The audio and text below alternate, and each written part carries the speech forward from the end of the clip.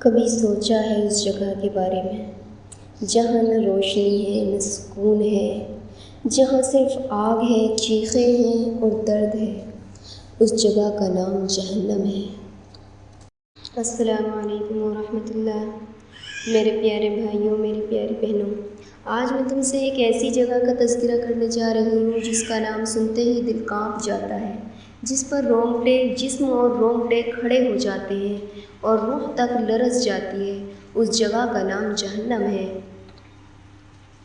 قرآن ہمیں بتاتا ہے جہنم وہ مقام ہے جہاں آگ صرف جلانے کے لیے نہیں بلکہ عذاب دینے کے لیے بھڑکائی گئی ہے، جہاں لوگوں کی کھالیں جلا دی جائیں گی اور جب وہ کھالیں جل کر راکھ بن جائیں گی اللہ انہیں دوبارہ پیدا کرے گا تاکہ دوبارہ عذاب دیا جا سکے۔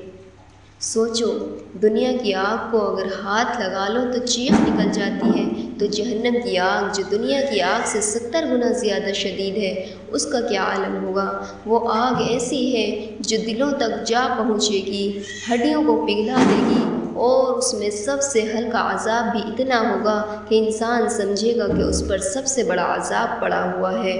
وہاں پینے کو کھولتا ہوا پانی ہوگا جو چہروں کو کاٹ ڈالے گا، کھانے کو زقوم کا درخت ہوگا جس کے پھل ایسے ہوں گے جیسے شیطانوں کے سروں کی طرح بدصورت، جس کا ذائقہ کڑوا اور پیٹ میں ابال پیدا کر دے گا۔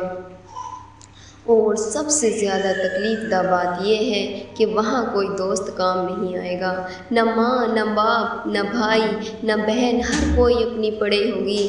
وہاں رونا ہوگا، چیخنا ہوگا، لیکن کوئی سننے والا نہ ہوگا۔ دل چیخ چیخ کر کہے گا کاش ہمیں دنیا میں واپس بھیج دیا جائے، کاش ہمیں ایک اور موقع دے دیا جائے تاکہ ہم نیک اعمال کریں، لیکن اس دن کوئی واپس نہیں لوٹے گا۔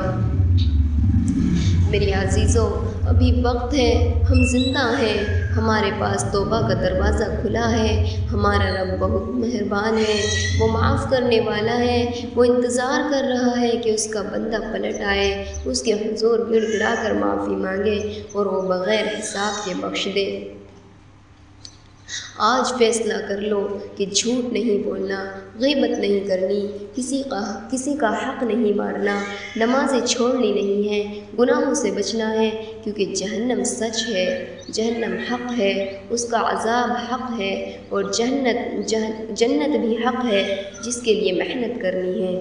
دعا کرو، اے اللہ ہمیں جہنم کے عذاب سے بچا لے، ہمارے دلوں کو ہدایت دے دے، ہمارے گناہوں کو معاف فرما دے اور ہمیں اپنے قریب کر لے اور جنت الفردوس میں جگہ عطا فرما۔ آمین یا رب العالمین۔ وآخر دعوانا الحمد للہ۔